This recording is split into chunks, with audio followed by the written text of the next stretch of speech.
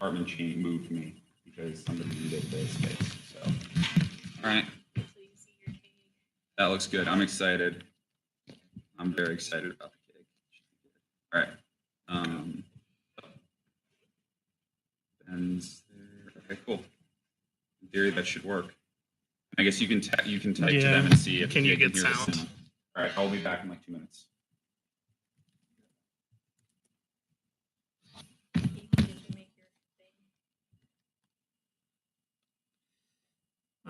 I can hear it. Good. Did I make my thing? Yeah. So it was. Oh, that.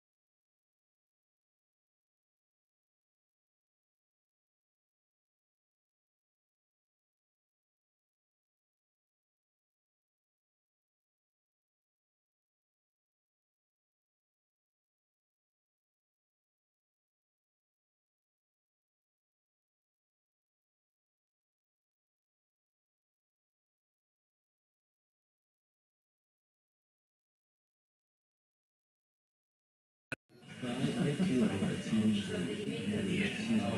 it's his bad. And then his mom's over there.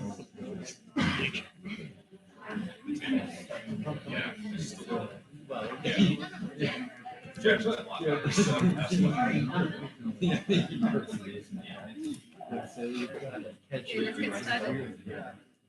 Welcome everyone to Matt Smith's Thesis defense. Oh wow, that's a video. Yeah. For my grandparents. Now I had to be careful. Stand over. I can just get out of the video. So Matt was a member of the second class of students to join my group, and I think at the time Matt joined my group, we had just encountered, or maybe right after, we had just encountered this very strange phenomenon where a specific material we synthesized in the group would shine, would glow bright white when we irradiated it with UV light. And at the time, we thought this was really cool. We had no idea what was going on, but that didn't stop us from writing a paper about it. And we just threw out the idea of an emission mechanism. But at that point, it was at best an educated guess. And Matt's work over the last 5-ish years, We'll say 5. 5 years, has really solidified our understanding of the emission mechanism to the point where now many groups all around the world are finding their own similar materials that have this broad emission, and they attribute it to the same emission mechanism that Matt's work has revealed. So Matt has worked extremely hard over the past 5 years to attack this approach, attack this problem through every possible approach. He has gained expertise in synthesis and structural characterization in my group, but he has also led our collaboration with Aaron Lindenberg's lab that has really been wonderful, and he has rubbed shoulders with authentic spectroscopy. And he's now an expert also in the photophysics of this material, so looking at ultra-fast dynamics of these materials in the excited state using various different spectroscopes. So his work has been wonderful, and he's also written many reviews for me.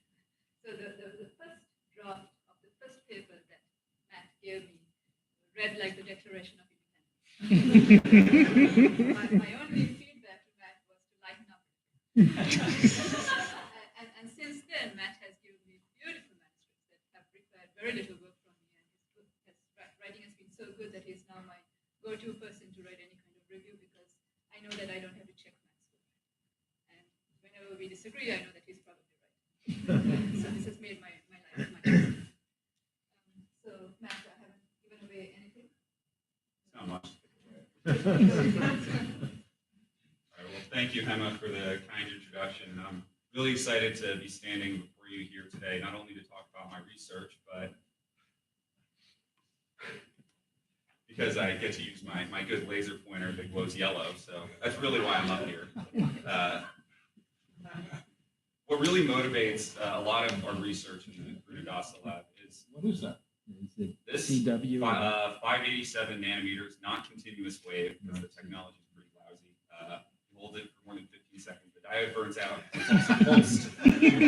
So, also came from Canada, and Emma kept getting import duty notices from UPS that I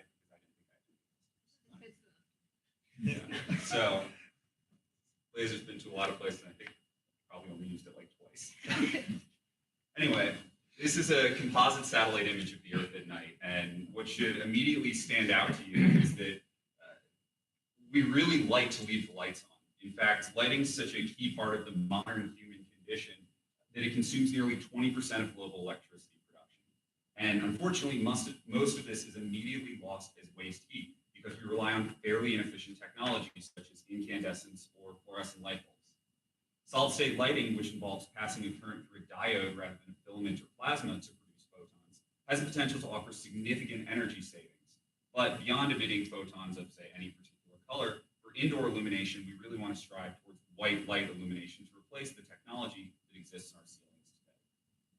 The class of materials that I've been exploring to try to work towards this problem in creating new phosphors for solid-state lighting are materials known as the metal halide perovskites, and specifically today I'll only talk to you about the lead halide materials.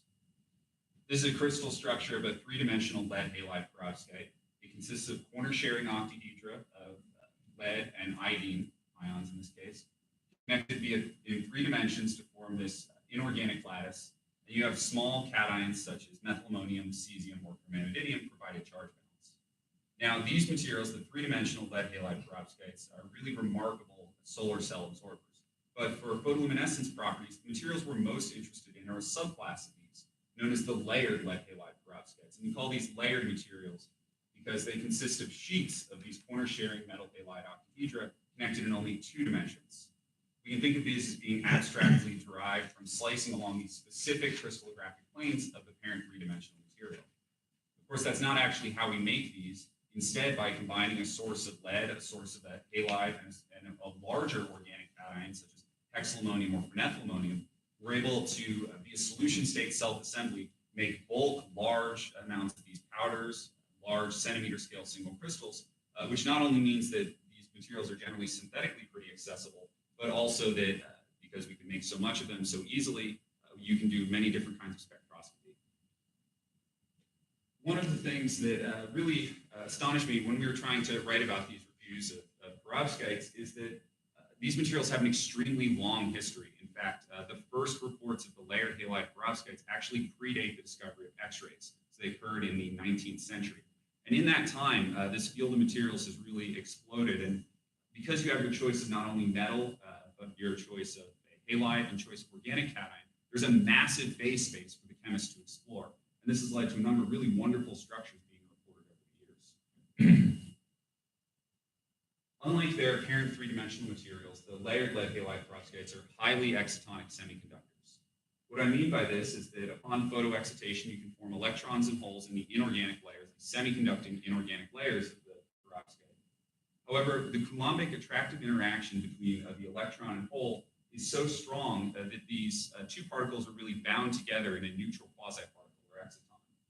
We observe this very characteristically in optical absorption experiments on these perovskites, where we see to the red of the absorption or band gap onset, there's very sharp, very strong resonance, which we call free excitonic absorption, corresponding to the creation of these free excitonic neutral quasi-particles. Eventually, your exciton will recombine and hopefully emit light as the material returns to the ground state. And oftentimes, this is observed as strong, sharp, narrow, free excitonic photoluminescence, which again is very characteristic because it exhibits this very small Stokes shift away from the free excitonic absorption.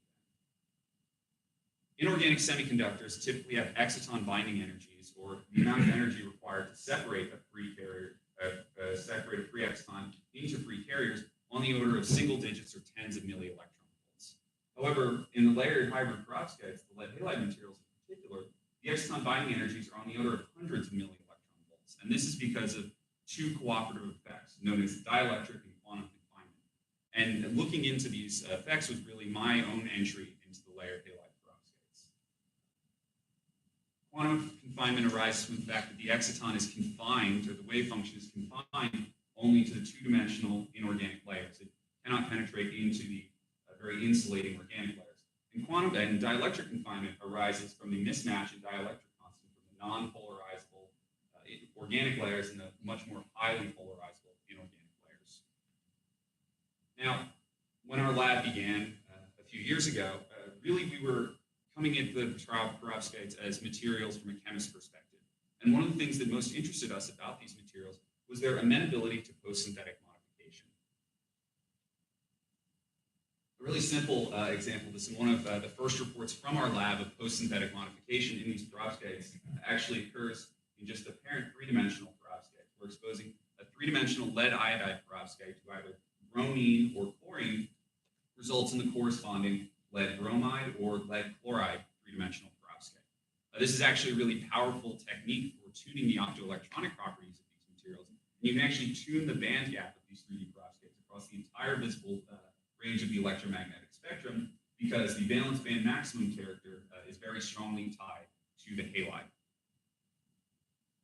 Of course, we can choose to not be so aggressive in treating our materials with very corrosive gases, but looking really at some of the earliest papers on the layered lead halide perovskites, as well as the layered tin halide perovskites, you can kind of think of these materials as being densely packed. They're non-porous. And if you look at the organic layers, you have a whole bunch of carbon and hydrogen atoms all packed together. And that kind of as paraffinic or hydrocarbonaceous. And that suggests that you could potentially intercalate or dissolve or solubilize small molecules that you could dissolve in similar waxy or greasy solids. We can also think, and this was really the first one of the first results out of Hemma's lab, was that performing this type of intercalation can also precede reactivity inside the organic layer. In this first work, we looked at alkenes and alkynes inside the organic layers of these perovskites, and they were exposed to, again, the molecular halogens, and we could observe very simple organic chemistry 1 reactions where you form the corresponding dihaloalkane or dihaloalkene. Throughout all of these reactions, all of these different types of post-synthetic modification, we see generally that intercalation actually preserves the layered perovskite structure, even when we're performing fairly harsh reactions, such as oxidizing the inorganic layers and performing, say, addition across a double bond at the same time. And that kind of suggested to us as we were thinking that, well, we can really modulate the organic layers of these materials. And how about we use this ability to post-synthetically modify these materials to try to play with the degree of quantum and dielectric confinement inside the inorganic layers. The layered perovskite structure, the layered perovskite electronic structure is something that we would potentially want to preserve. We like having these very strong excitons. We like having strong photoluminescence in these materials. So we can't really change what's inside the inorganic layer.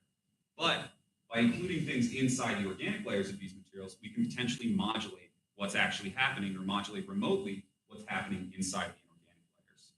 We started thinking of candidate structures that would allow us to perform this type of modification. And really, two kind of different sets of materials immediately stood out to us. First, we could just use hydrocarbons, simple hydrocarbons such as hexylammonium, in this case, hexylammonium lead iodide being the material, and we would hope that we could dissolve some kind of electron-rich polarizable molecule, a molecular dihalogen.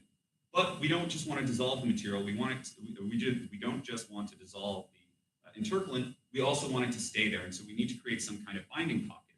So we also looked at perovskites where we had these terminal iodoalkyl moieties, where we hoped that we could potentially use some kind of sigma Hall or non-covalent halogen bonding interaction to stabilize halogen. Upon exposing both of these materials to iodine under air-free conditions, we observed in the powder X-ray diffractograms that the interlayer spacing or distance between adjacent inorganic layers of these perovskites actually expanded quite dramatically, nearly half a nanometer in both cases. This was about a 20 to 25% increase in that interlayer spacing, but it preserved that crystalline structure. Additionally, more excitingly to us, the thin films changed color from orange to red, suggesting that some type of electronic change was happening in these materials. We could perform a similar in situ experiment using in situ absorption spectroscopy, and two features immediately stand out to us when we're going from the pristine material, shown here in red, versus the iodine intercalated material, which I show here in blue. First, we see a red shifting of the excitonic absorbance, but that peak is still maintained, suggesting that we have preserved the layered perovskite structure. This is responsible for most of the color change because most of the absorption and most of what gives the material its color is really in this sub-3 electron volt region, the 400 nanometers and longer wavelengths. However, at much higher energies, in the 3.5 to 4.5 electron volt range, we see new above gap features appear. And this suggests to us that we're not simply mediating some kind of phase transition, but we're actually including new electronic states in the material, suggesting to us that we've actually successfully incorporated iodine. We can repeat this experiment, this time at cryogenic temperatures, at liquid helium temperatures, to try to actually pick out how the band gap, the exciton, and hence the exciton binding energy are changing with iodine intercalation. In the pristine material, the exciton binding energy is about 230 millielectron volts, which is kind of typical, if a little bit small, for what you typically observe in the layered lead iodide perovskites. However, in the iodine intercalated material, we see a dramatic decrease in the exciton binding energy down to about 180 millielectron volts, which was at its time the lowest exciton binding energy reported for a layered lead iodide perovskite. However, from all of these in situ measurements, we discovered that this material, the iodine intercalated phase, wasn't particularly stable, and really there was only a very narrow range of iodine partial pressures over which we were able to intercalate without decomposing the material. So getting structural information was actually pretty difficult. And to then try to circumvent this problem, we turned to theory in collaboration with Jackie Evans' group at the University of Bremen. We started from a very outrageous guess structure. what we did was took the starting crystal structure of the iodohexylammonium lead iodide phase. We stretched it apart so the interlayer spacing was similar to what we observed from our in situ experiments, and then pretty much added willy-nilly a bunch of iodine atoms into this space that we had created by stretching the perovskite apart. We then performed this geometry optimization, allowed the structure to refine with no constraints, and really, quite remarkably, we get back out a structure that actually matches our chemical intuition, which was a pleasant surprise to say the least.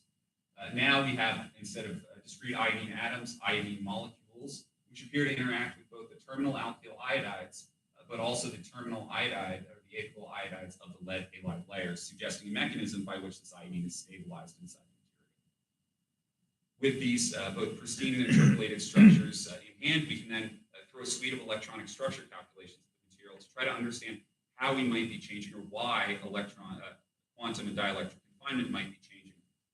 From the band structure calculations, we see that the iodine contributes mainly as a series of fairly non-dispersed bands, somewhat near the conduction and valence band edges of the material. But you can think of the perovskite as more a weakly coupled composite system where there's some contribution from the iodine, but that's separate from the perovskite itself, the contribution of the perovskite itself. So we're really not beating quantum confinement by this approach. However, to look at dielectric confinement, my collaborators then computed the spatially resolved high-frequency dielectric constant for a slab of this both pristine and the interpolated materials. Just for the pristine iodohexylammonium lead iodide, we see that the polarizability or high-frequency dielectric constant is higher for the inorganic layers relative to the organic layers, as we would expect given our intuition of dielectric mismatch.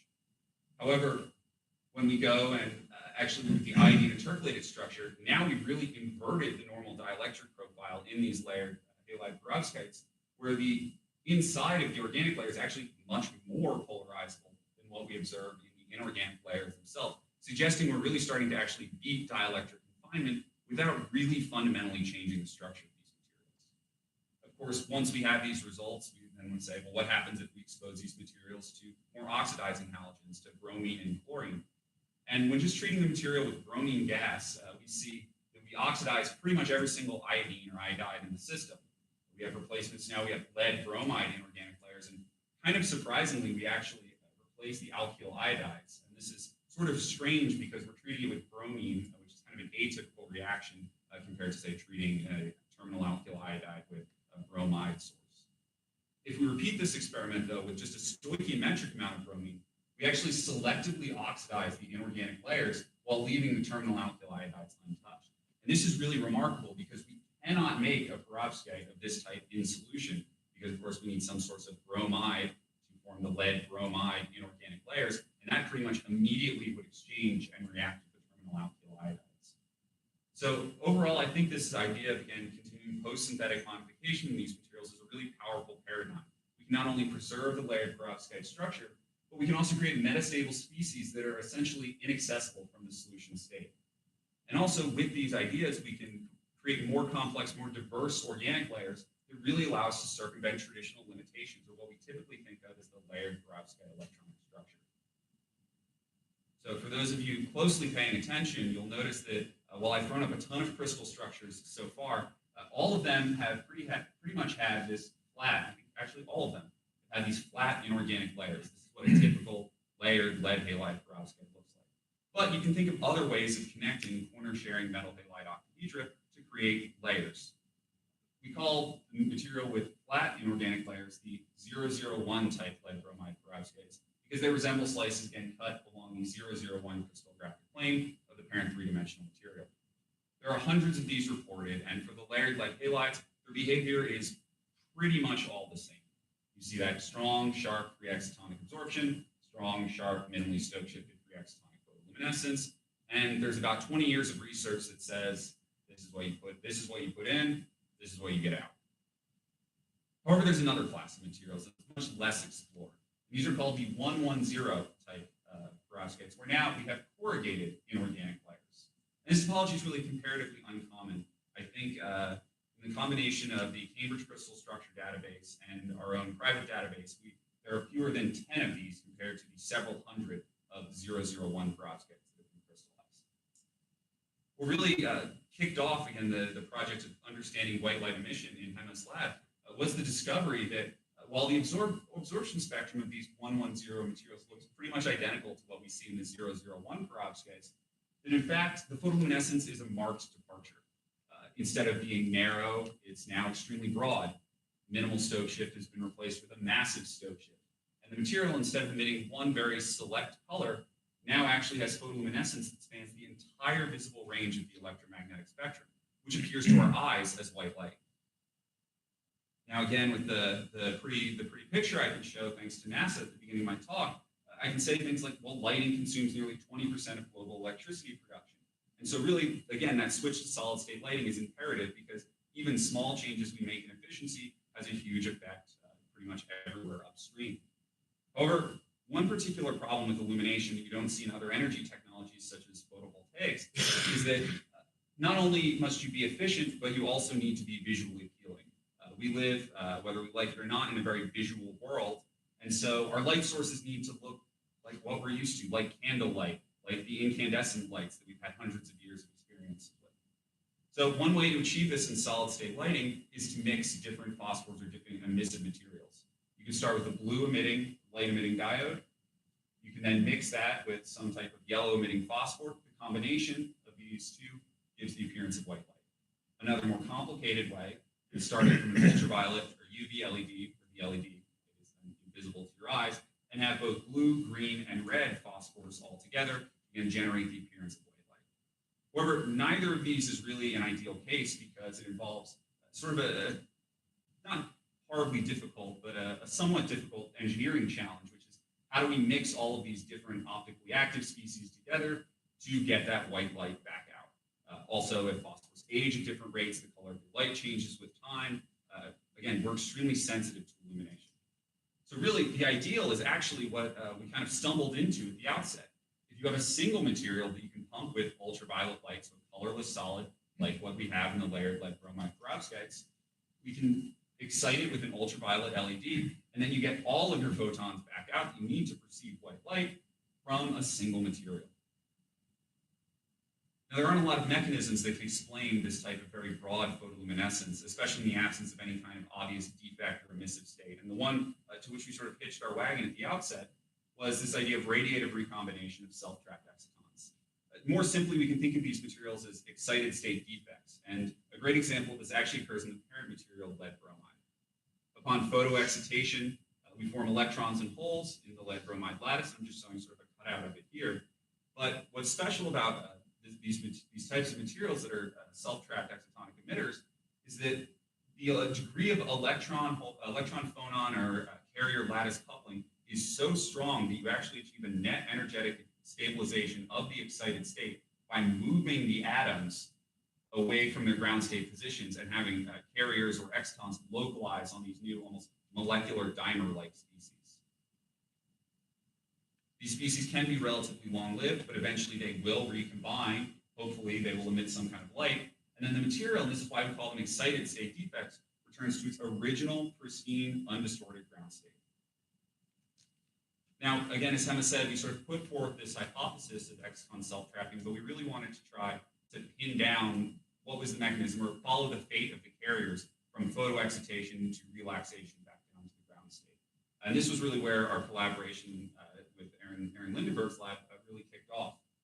This was work done primarily by Tahu in Aaron's lab, a former graduate student. And essentially, the summary of this is that we can quickly form free carriers on the order of femtoseconds if we excite the material with ultraviolet light. Free carriers are very unstable in the material. They form free excitons extremely quickly. And similarly, these materials have then new electronic states, which we ascribe to the formation of self-trapped excitons, form on the order of about 400 femtoseconds. And all the while, over sort of more of a picosecond time scale, we begin to have emission not only from the self-trapped excitonic states, but also the free excitonic states. The most direct evidence we had to date at the time for the presence of self-trapping in these materials came from transient absorbance spectroscopy. Upon pumping these materials with ultraviolet light, instead of seeing a feature such as an induced bleach due to, say, absorption of subgap or sub-excitonic defect states, we instead observed this very large induced absorption feature, which to us was indicative of some kind of new electronic state forming. And in fact, in other self-trapped excitonic systems, such as halogen-bridged platinum dimers, photoexcitation results in this large induced absorption feature, suggesting to us that we really were on the right track with this hypothesis. However, from the synthetic side of this problem, we quickly ran into a roadblock when trying to optimize these materials as white light emitters. And that's that the 110 type layered perovskite topology is rare. As much as I'm loath to admit it as a synthetic chemist from where I began, reliance on serendipity is really not a valid design strategy. You can only get lucky so many times before you really run out of ideas. Luck, I suppose. So that sort of forced our hand. Again, as I said, there are hundreds of the 001 materials, only a few of the 110 materials, and there isn't really an obvious path to crystallizing the materials because everything is self-assembling in the solution. What we then sought to do is revisit these 001 perovskites and try to understand because, well, the only difference in these materials is that the conductivity of the inorganic layers is very slightly different. Same formula, really quite the same structure. The photophysical behavior shouldn't be that different. But 20 years of research said, well, these materials are narrow emitters at ambient conditions, and often when you cool them down, they're still narrow emitters. Part of that, we now think, is because people only looked at the area near the band edge, only looked specifically for that free excitonic photoluminescence. But as we started to make more and more of these perovskites, mostly to try to fill time for our crystallography beam times, we went to more and more exotic amines. We went all the way. I owe a great debt of gratitude to the Dubois lab. Thank you for working on nitrogen so I can steal all of your amines. But we started making more of these distorted materials where they were 001 perovskites, but the layers were tilted. They weren't what you would expect sort of from a canonical, kind of boring 001 perovskite. And what happened when we cool these materials down is that the photoluminescence actually changed dramatically. At room temperature, they were narrow emitters, that narrow, high-energy, free excitonic photoluminescence. However, as we cooled down and really got below about 200 Kelvin, we observed very quickly the growth of a very large, very stoke-shifted, very broad, I sound like a broken record here, photoluminescence band that looked a whole lot like what we saw at room temperature in the 110 white light emitting perovskites. This was kind of comforting to us, saying, well, okay, maybe these materials do actually behave more or less in the same manner.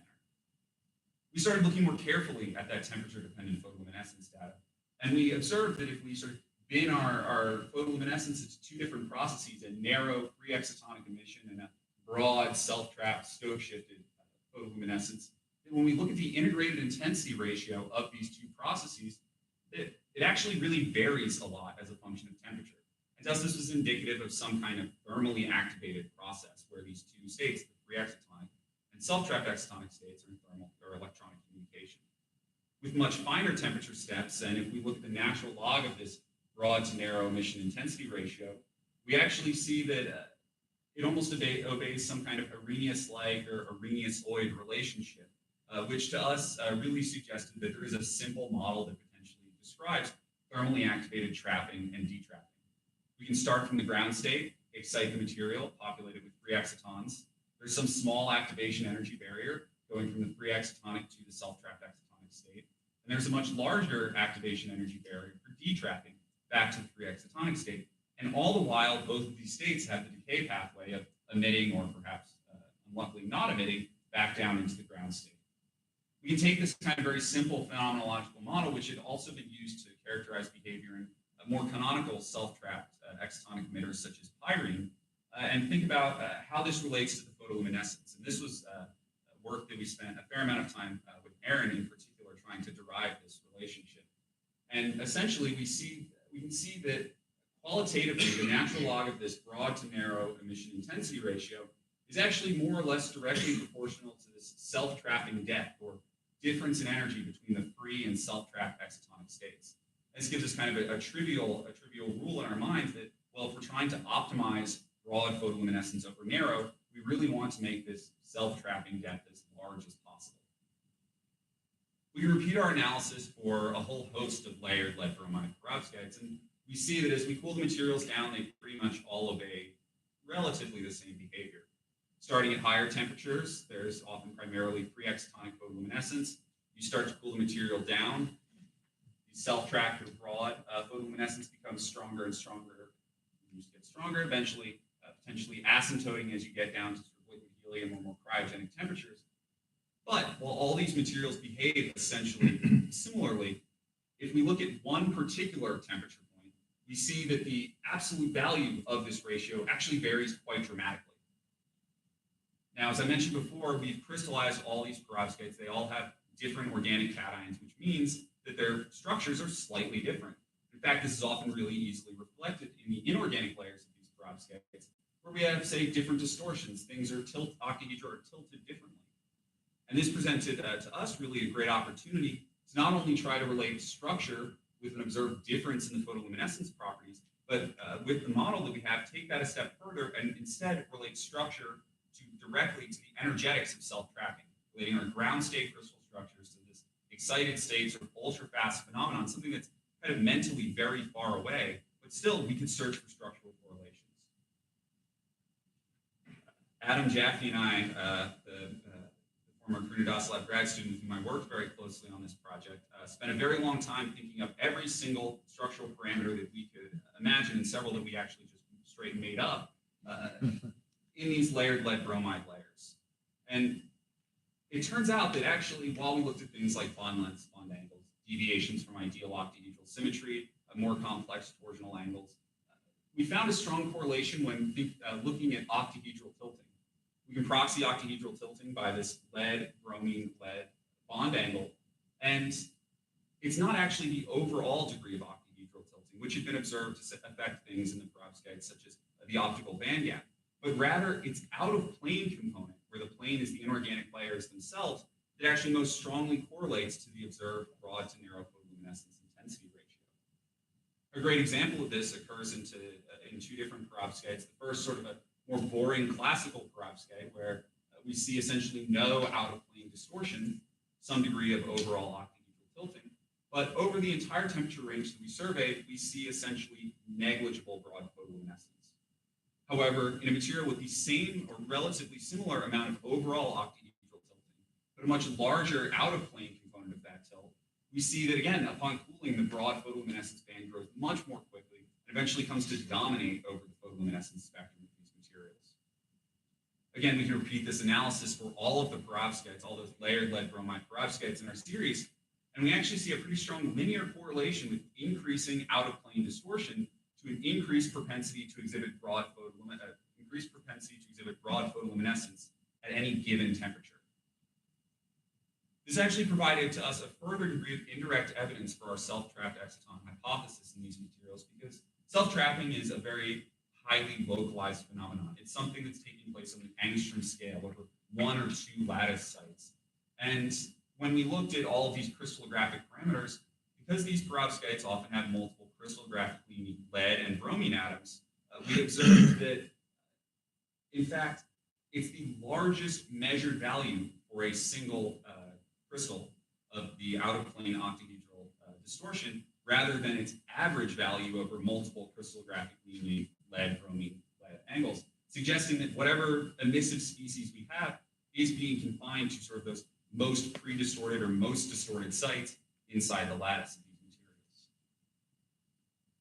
Unfortunately, we're not at the point where I can go on the Sigma Aldrich website and say I want to buy this amine which will yield this particular perovskite with this particular out-of-plane distortion. We've often tried to talk ourselves into that in the Grunidas lab, but I think we failed every single time. But we can think of ways at least to increase our batting average. In particular, using large, bulky, asymmetric cations, we can try to template more overall distorted layers. And in fact, in this amino-ethylene lead bromide material, we see very large out-of-plane distortion. And at room temperature, we actually observe white light photoluminescence from this material, suggesting that, well, it really isn't constrained to this very small subclass of the 110 type materials, but is instead much more common. And as we start to think further about this, we see, okay, we cool these materials down, we start to see the broad photoluminescence.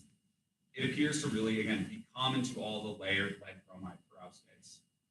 But when we start to think more and more about that statement, we wanted further evidence to really back up that claim. And so I started to look at some of the time-resolved properties of the broad photoluminescence in these 001 perovskites relative to the already characterized 110 materials. The broad photoluminescence at low temperatures where we can access it behaves essentially similar to what we previously observed at room temperature in a 110 material. There's some wavelength-dependent time-resolved decay constant, and at higher energies, the decay seems to be much faster, suggesting to us that the more deeply trapped states, or the states responsible for the redder emission, take longer to either emit or longer to recombine, or are isolated somehow or protected from non-radiative recombination. But if we think of some of the earlier work we did and our more recent work on trying to understand these structural distortions, think again about our very simple nuclear coordinate model, something that comes to mind is, well, if we're drawing in this self-trapped excitonic state, there's no reason that this shouldn't persist even at room temperature. Even though we see only narrow photoluminescence, we're probably still populating to some amount this self-trapped excitonic state. We see that in transient absorbance measurements. In a crystal of material known as GABA lead bromide, the crystal structure, which I'll show you on the next slide, very distorted perovskite, but it's still a narrow emitter at room temperature. And if we look at the wavelength resolved transient absorbance data at one particular decay time, we actually see that there is this broad induced absorption at different powers, which has essentially a linear power dependence. So we're still forming those new electronic states that are likely responsible for that broad photoluminescence. We also see that the lifetime of these states is actually very short and faster than what we observe in the 110 perovskites, where this broad induced absorption only sticks around for a couple hundred picoseconds before decaying, which would match with our idea that we're not seeing any photoluminescence at room temperature from the broad emission process. In this material, GABA lead bromide, which has fairly large out-of-plane octahedral distortion, we can go back and very carefully repeat those temperature-dependent photoluminescence experiments with very fine steps. And we see that over pretty much the entire temperature range that I could access with the cryostat, that the broad to narrow photoluminescence intensity, or free to self-trapped excitonic intensity ratio, appears to vary very smoothly. This is because we don't have any phase transitions in this material over the range that we can access, say starting from about room temperature, 300 Kelvin, down to 100 K. Now, if a material doesn't have any obvious phase transitions, that suggests that the idea of electron-phonon coupling or carrier lattice coupling, or however you want to name it, should also vary smoothly. There shouldn't be some abrupt change. And if carrier lattice coupling is varying smoothly, then the free state and the self-trapped excitonic state should both be there always. One way we can try to get at that, not using a photoluminescence experiment, but rather an absorption measurement on large single crystals of these materials, is through trying to probe the Urbach edge as a way to proxy or get an idea of our electron-phonon coupling constant in these materials.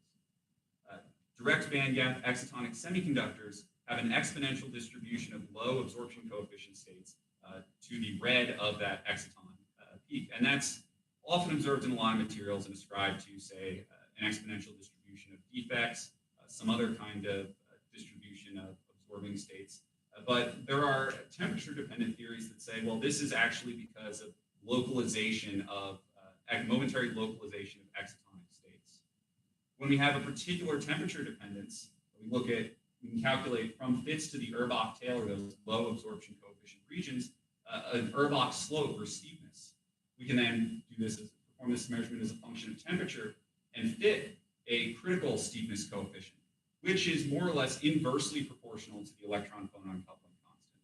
With higher electron-phonon coupling constant, we should see self-trapped excitonic emission. And actually, this has been worked out numerically for very simple systems, such as a three-dimensional lattice or a two-dimensional or one-dimensional lattice, where you can get some effective critical exciton-phonon coupling constant, above which you'll see broad photoluminescence, self-trapped excitonic behavior, below which you'll only see free excitonic behavior. For this material, GABA lead bromide, we can go ahead and repeat these absorption measurements over the entire range from about 20 to 300 Kelvin, fitting these data to an arc tangential fit. We back out, in the end, an electron-phonon coupling constant of 0.95, which is actually much larger than the critical electron-phonon coupling constant needed to observe exciton self-trapping, or needed for the formation of self-trapped excitons in these materials. A further confirmation that maybe we weren't really so off base in our ideas of the persistence of self-trapping actually comes from the material cesium lead chloride,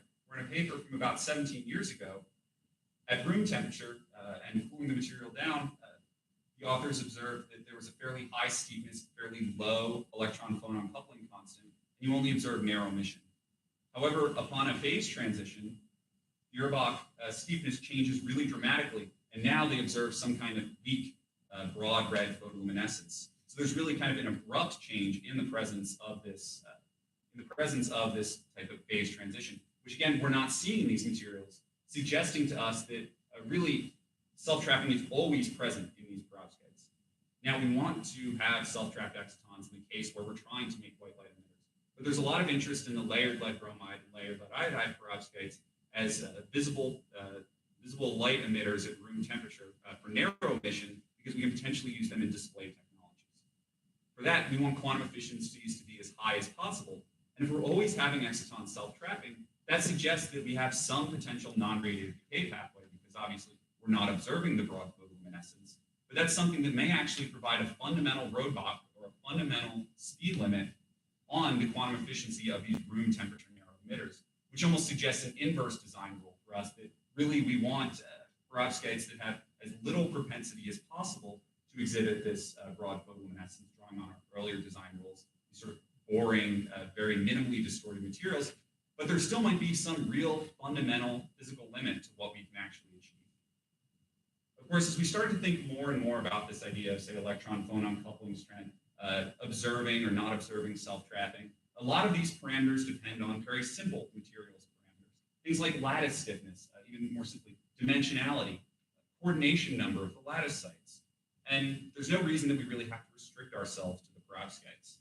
There's this whole family, again, over 100 years worth of work on just hybrid metal halides in general.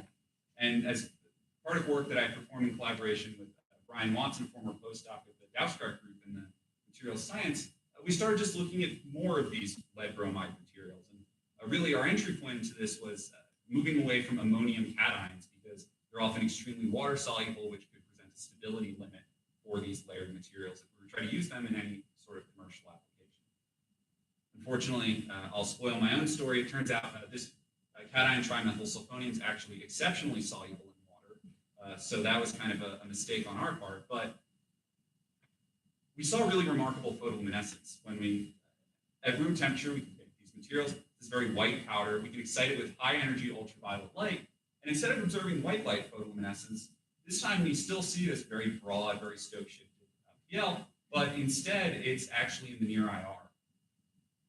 And we see broad. If it quacks like a duck, if it looks like a duck, well, it's probably a self-trapped exciton at this point. And so we started looking at these very simple characteristics that could allow us to say, well, all right, this really is behaving similarly. And looking at time-resolved photoluminescence decays of the broad photoluminescence from this trimethylsulfonium-based material, we observe essentially no dependence on the particle morphology.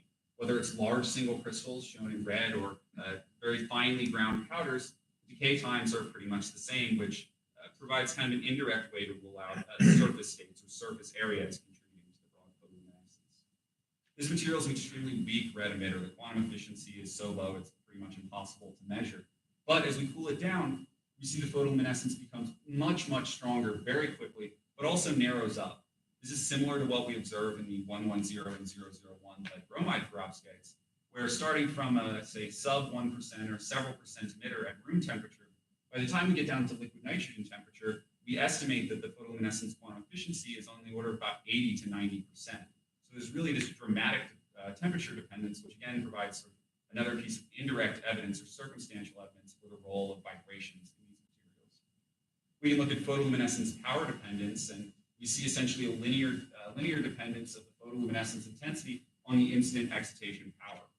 There are a number of models that one can apply to try to back out how a radiative process will respond to increasing laser power, but very simple ones for band edge or near band edge photoluminescence, at least excitonic photoluminescence, which is, we're not observing band edge PL here, but it is still primarily potentially excitonic, should have some kind of linear overall dependence on the power, which we observe really a strong linear fit to our data across about 3 orders of magnitude. Of course, we don't have to confine ourselves to the trimethylsulfonium cation, which you can just buy commercially, but we can also make more diverse sulfonium cations. Again, and we try to do this in pursuit of stability and also just new materials.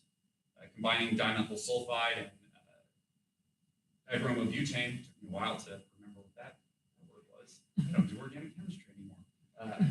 We can get more exotic lead halide materials. In this case, a zero-dimensional lead halide, where now we have just these 3 face-sharing octahedra connected, surrounded by these organic cations. Again, there's some higher, closer to band-edge photoluminescence, possibly from T-FEC states, but the main contributor is, again, this red, broad, stoke-shifted luminescence. Again, as I continue to think about these materials, really, as Hema mentioned, when we started, there was only one report, and that was ours, of white light emitting room temperature perovskite. Room temperature white light emitting perovskite. There are lots of room temperature perovskites. 5 years on, what was originally an image with just one material in it, there are now a whole host of reported white light emitting layered lead halide perovskites.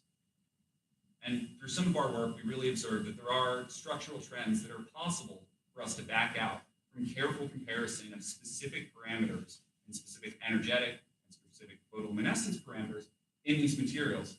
But as more and more of these perovskites started to show up, we really started to see isolated examples, or the classic 2 points make a line, revealing universal structural trends in perovskites. We decided to try to attack this. We decided to kind of attack this problem. This is actually what we're working on in our lab right now. But when we started thinking about this problem of lead halides generally, there are 10 different reported lead bromide topologies which feature some form of room temperature broad emission, including the layered hybrid perovskites, but also a number of other topologies. I showed just a few of these here, most of which, again, 3 of which are variations on the theme of layered lead halide perovskites, but also those which have different dimensionalities or different connectivities. So we set out looking at the library of crystal structures that have been reported, although there was no photoluminescence data, as well as our own internal crystal structure database. And in concert with really 3 other people in the lab, Bridget Connor, Ethan Craves, and Kurt Lindquist, we've synthesized 14 other unique lead bromide topologies that are also room temperature white light emitters. As we make more and more of these materials, and I promise you I won't show you 14, I can only fit 7 on the slide, and I also got tired of making them in the last couple of days. But they're all different. We see differences in dimensionality. We have 3-dimensional materials, 2-dimensional, 1-dimensional, 0-dimensional. We have different connectivities. Edge sharing, face sharing, corner sharing, combinations thereof. So it appears that pretty much all you need is a lead and a bromine to actually generate room temperature broad emission in these materials. We then decided, well, okay, we have this huge library of crystal structures, taking both the materials that we've been able to synthesize recently, as well as those that were already reported. We said, well, okay, well, why don't we, seem to work the first time, let's actually try to back out some structural trends in these materials. We looked at a whole host of structural parameters, both ones that people had suggested are providing some type of correlation, as well as others which we sort of just could think up.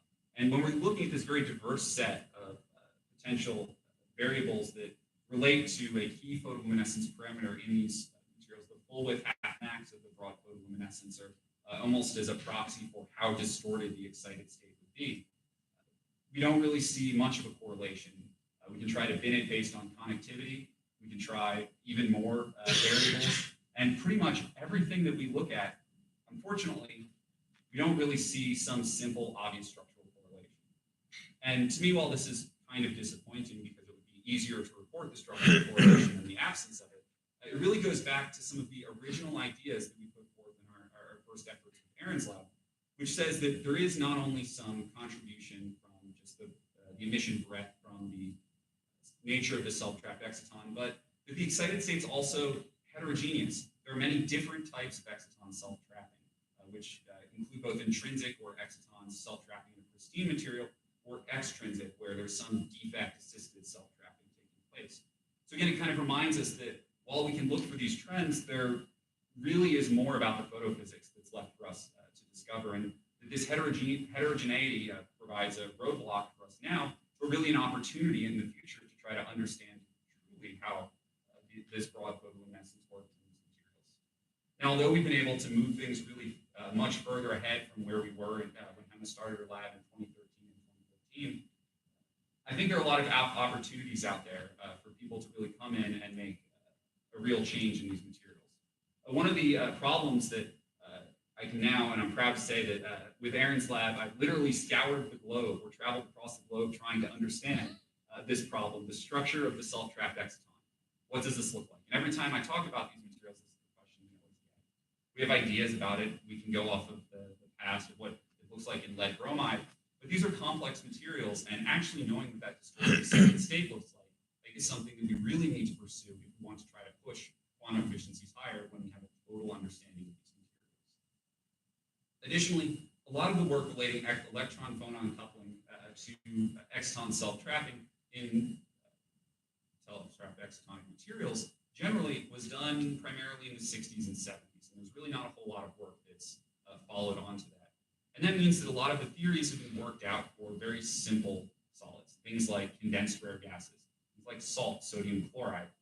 And the hybrid perovskites are a really stark departure from that. Not only do they have kind of this two-dimensional structure, but they also have organic and inorganic components. And I think a better theoretical understanding of electron-phonon coupling in these materials, both from a theoretical side, but also from an experimental side, say, doing either strain-dependent photoluminescence or high-pressure studies to understand materials parameters like stiffness, is really necessary to that next step. And finally, the question we always get is, well, how efficient are these materials? How close are we to commercialization? The answer, unfortunately, is kind of far away. Our best emitting material is about 9% quantum efficiency, and the best broad emitter, although it's not really that light, at room temperature is about 20%. And so for us to have really any chance of making it into some kind of application, even if we really try to have some type of niche, we really need higher quantum efficiencies. And I think by understanding more of these basic photophysical parameters of all of these materials, the lead halides in general, that provides us with a roadmap to potentially get to this goal. Over the past 5 years, I've really had a fun time working with the perovskites, although I will admit that I hate saying that word now. But it's an incredibly diverse materials platform, and as a chemist, it's really fun to have something that's amenable to not only design, but some form of post-synthetic modification. It lets us access things that we can't necessarily get via simple preparations. Also, starting from working with exciton self-trapping, we've sort of much more firmly been able to state that this is what's happening in these materials. This is probably what's happening. And it's providing us a route to white light emission, which again is a very rare property for something, for a material without any obvious emissive defect states. Finally, additionally, we can come up with design rules. Because we have so many of these materials, we can start to look for particular structural correlations. And although really theoretically treating this self-trapped exciton is difficult because it requires multiple particles forming neutral quasi-particle of the exciton and things like density functional theory or ground state theories, we can then lean on experiment in an attempt to really try to back out relationships between structure and energetics. And finally, we've been able to show that starting from one broad white light emitting material, one room temperature white light emitter in 2014, that really broad emission is not common just to the perovskites, just to the layered lead bromide perovskites, but rather it's actually lead halides in general. And this suggests that really, if we're searching for new white light emitting materials, we have this gigantic phase space to play with. And there's no reason to really restrict ourselves just to the perovskites themselves. So to finish things off, there's a lot of people that I'd really like to thank. And I guess the people to whom I owe perhaps real financial debt are the people that funded me over the past 5 years, both Stanford Center for Molecular Analysis and Design, as well as the National Science Foundation Graduate Research Fellowship. I, of course, really am so grateful to all the members of the Grunadasa and Lindenberg labs, in particular, those of whom with whom I've been lucky to work really closely over the past 5 years, including Adam Jaffe, with whom I worked extremely closely on the white light emitting perovskites, Bridget Connor, Ethan Grace, Kurt Lindquist, Ian Smith, as well as the members of the Lindenberg lab, Tahu, Xiaoxi Wu, and Barack Muselter, who I attended a lot of Beam times with. And obviously, I would like to thank the committee not only for showing up today, but also for really being a guiding light for me throughout this process. And in some way, you've all really contributed to my growth. Really, my first brush with spectroscopy was actually in Professor Solomon's class. In all of my life, I have never had a more difficult class, but I also really enjoyed it. To Aaron, when I came to Stanford, I thought I was a synthetic chemist. I thought that's what I was born to do. I would probably die doing that. Hopefully not, I guess. But you really, with the white light emitters, accepted a total neophyte into your lab and gave me opportunities to do things I had no idea about coming into graduate school. I was a chemist. I hadn't had any exposure to material science or physics at all. And so that was really something remarkable, a gift that you gave me beyond just your mentoring and advising. And I think a final gift that you gave me was also, I'm part of a very select club of people now, those that have had beam times at 2 different synchrotrons located in 2 different states within 12 hours of each other. So one time, this fall, I finished a X-ray absorption beam time at SSRL, walked down, got an Uber to the airport, went to Argonne, and was measuring that afternoon. As fun as that was, I would not like to do that again. And to Hema, who's been my advisor really from the start of all of this, I actually really struggled to think of what I wanted to say because I owe you really a debt that I truly can never repay or never hope to repay. It's not only a debt of your mentorship and all of that, but also a debt of your time. And I think I could probably stand up here for another 20 minutes or so and wax about what Hema's done for me, but that would probably annoy a lot of you. So I think the easiest way to just say it is that you've been my staunchest advocate, both inside the Stanford community and outside, and that's afforded me so many opportunities that coming here I never would have imagined were possible. And to have that kind of person in your corner pulling for you is something that I think I'm extremely lucky to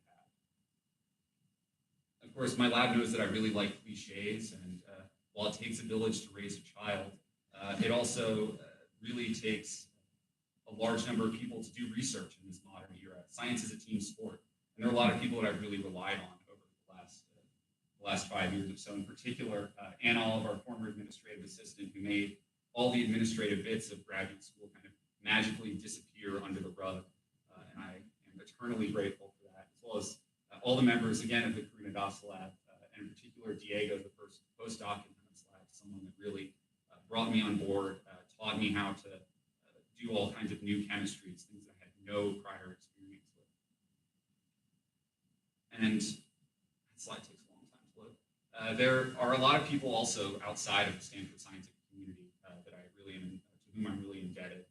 In particular, I know that my lab knows that I have a lot of friends, and I probably spend way too much time on the phone with them.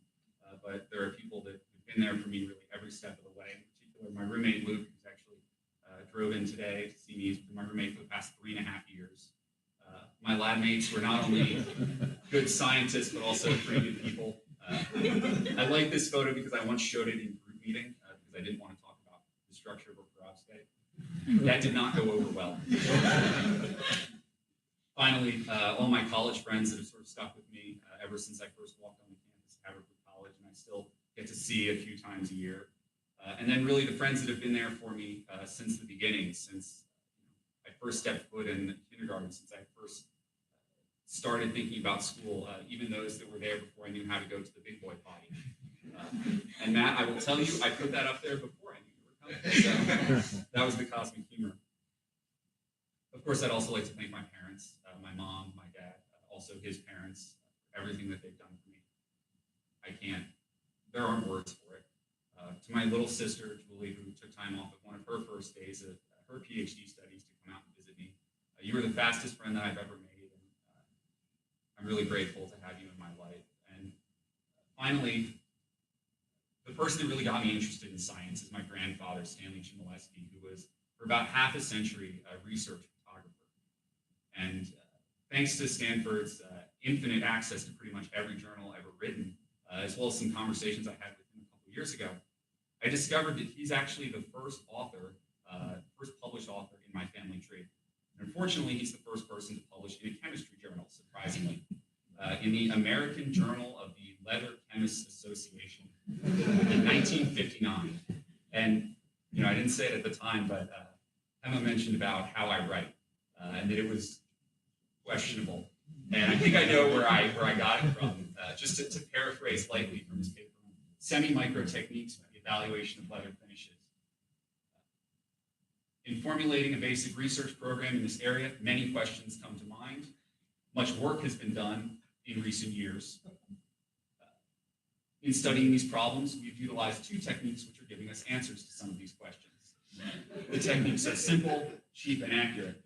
And I think my favorite line from all of this is that, to paraphrase, we have employed this method and have acquired some very interesting information. And so I hope you guys have enjoyed my very interesting information on perovskites today, and I'd be happy to take any questions.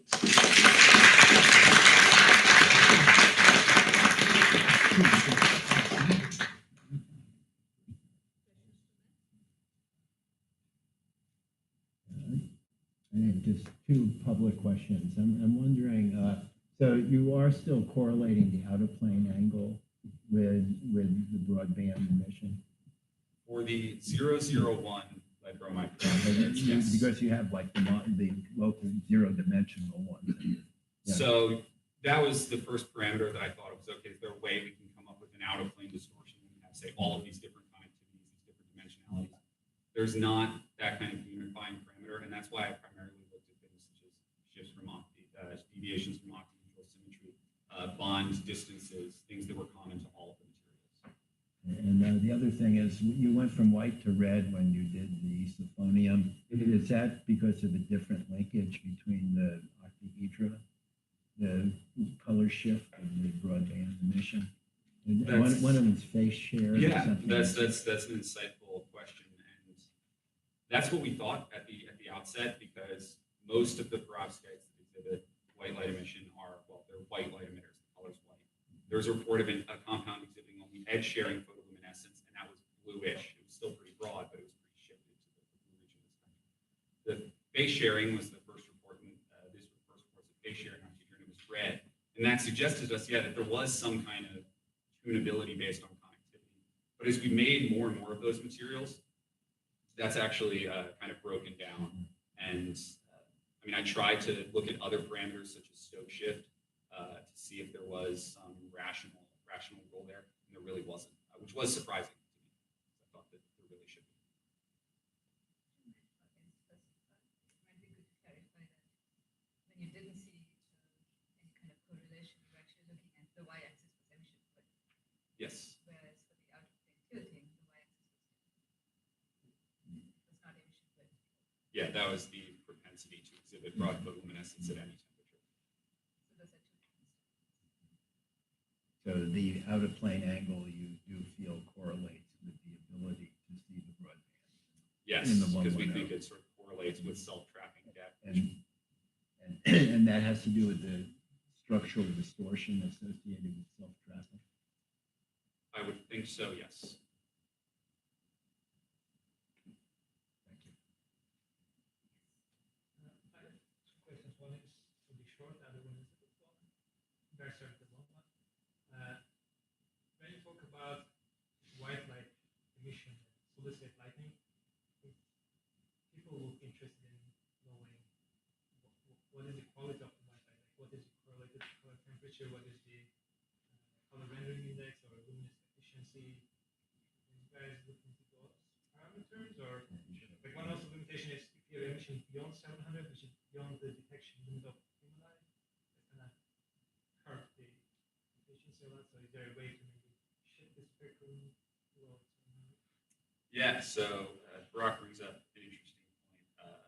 What he's talking about is sort of the color purity of the light, right? Our eyes are sensitive to when a light bulb starts to go bad, and we can express that via a number which is called the color rendering index, or similarity of emission from some light source to just a black body radiation. We like high color rendering index lamps. Examples of low color rendering index lamps are the sodium low pressure, high pressure lamps that you see dotting highways. That sort of yellow, orangish glow. Whereas things for indoor illumination, we want much higher color rendering indexes, where any scene that you would place underneath it is much closer to the true colors of the material. We've looked at color rendering indexes in these indices in these materials. They're actually extremely high. The record is about 90 in the literature, 91. And for us, the aminoethylene lead bromide perovskite has a color rendering index of 87. So extremely high. In the case of the most current commercial light emitting diodes, the color rendering indices are actually below 80, so pretty far away. So that is an attractiveness of these materials, certainly.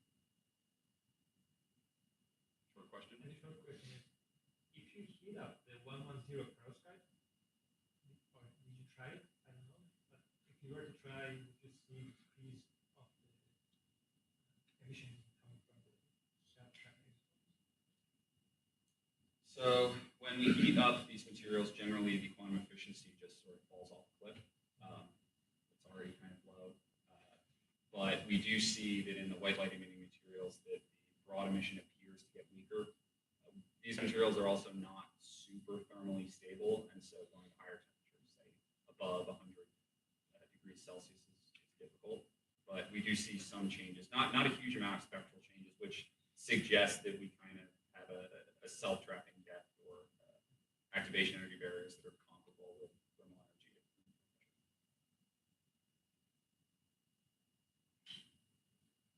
I'll ask a public question. I may have asked this question before. So you talk about charges separating, but you're also separating spins, which says nothing about it. Why is that? How do you get away without discussing that? I think that the singlet triplet energy splittings in these materials are pretty small, and that it's easy to go back and forth between the singlet and triplet states. In the free exciton at room temperature, it's typically described as a singlet exciton, and that's probably because the radiative recombination rate constant is extremely large for that process.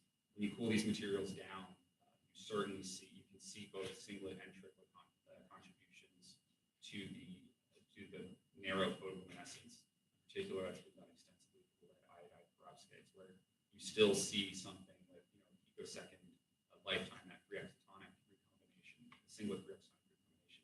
But then there's something maybe a few nanoseconds or longer lifetime that people ascribe to triplet photoluminescence. We haven't honestly really thought about it in the context of the broad emitters.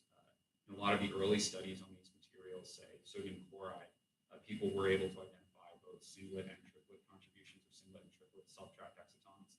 And again, there was kind of a temperature dependence there, which one we would actually observe. The triplet self-trapped excitons tend to have extremely long lifetimes, I believe on the order potentially of days in some materials.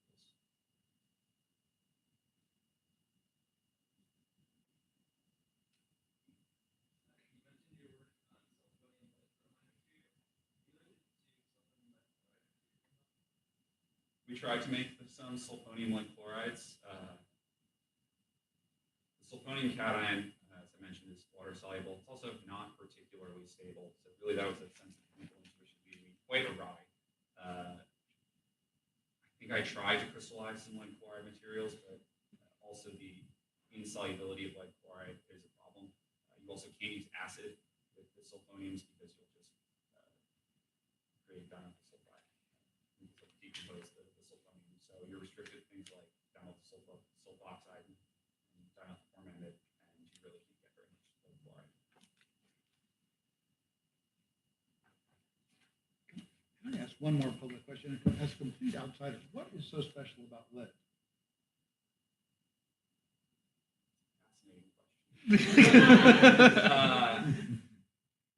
I guess my response to that would be that from, I guess, maybe more than 30,000 foot view, when we started, lead was pretty much the only broad emitting perovskites that we could make. As time has gone on, actually, though, there appear other P-block metals that can be used to generate broad photoluminescence in non-perovskite structures. So, for example, there are tin 2-based lead or tin 2-based bromides and antimony-based bromides and chlorides that are colorless materials yet upon photoexcitation yield a broad orange or reddish photoluminescence. So when I started, I definitely thought lead was magical, and I think that's that was the opinion of really a lot of people in the general perovskite or halide perovskite community. A lot of the lead lone pair, the special electronic structure, even in the context of photovoltaics. But I think work done by Adam in our group, as well as others on the halide double perovskites, shows that really I don't think that there is some magical reason that this works particularly well. It seems easiest to find in lead, but honestly, that's probably because most of the work's been done there. There could be a lot more out